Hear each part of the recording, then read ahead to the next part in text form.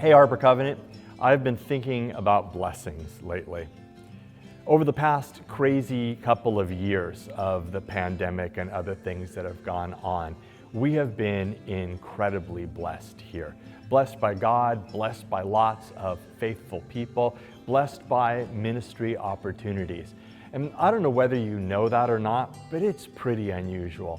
I talked to a friend of mine the other day who is a member of a church staff, and over the course of the pandemic, they had to let 3/4 of their staff go. They were left with just bare bones because their ministry and their budget had contracted so far. I talked to so many other friends whose churches barely survived. Harbor Covenant didn't just survive, it thrived during the years of the pandemic. We expanded, we reached more people, we reached out into the community more, we started new ministries. And now we've got even more ahead of us because of how blessed we are and how blessed we have become. Why am I talking about this? Because it's almost time to present to you our ministry plan for 2022-2023. In other words, the budget. And this year we are so excited to be in not only such a place of financial strength, but to be building on the vision of the last couple of years to keep growing our ministry. What an exciting place to be, how blessed we have been. Sajan Thomas, our finance officer, is going to share some of the exciting details with you. Thank you, Michael. As financial officer, I'm pleased to announce that Harbor Covenant is currently in a very strong financial position. And consequently, we feel as though we're being called to be bold in our ministry plans and the proposed budget to support those ministry plans. On June 5th at 5 o'clock, we'll hold our annual meeting, at which time we'll do a deep dive on our financial position, our plans, and our proposed budget.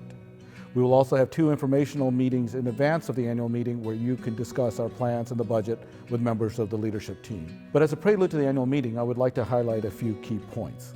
Number 1, we have 6 months of cash reserves, and that is an ideal amount of capital to have available not only for financial emergencies and uncertainties, but also to invest in ministries if we need to kickstart 1 or 2 ministries with additional resources.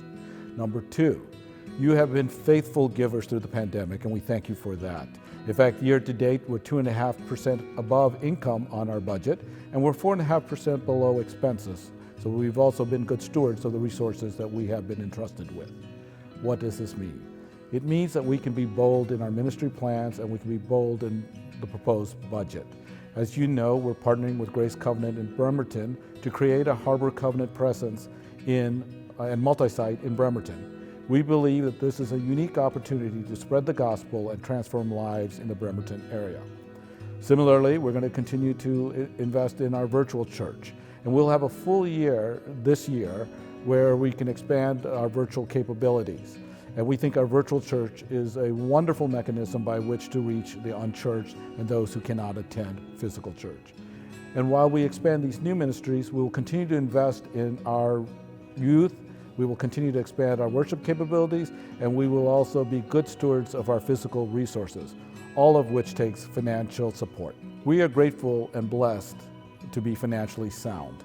And we thank you for your prayers, your support, and your continued partnership financially to spread our mission, not only in Gig Harbor, but in Bremerton and throughout the world.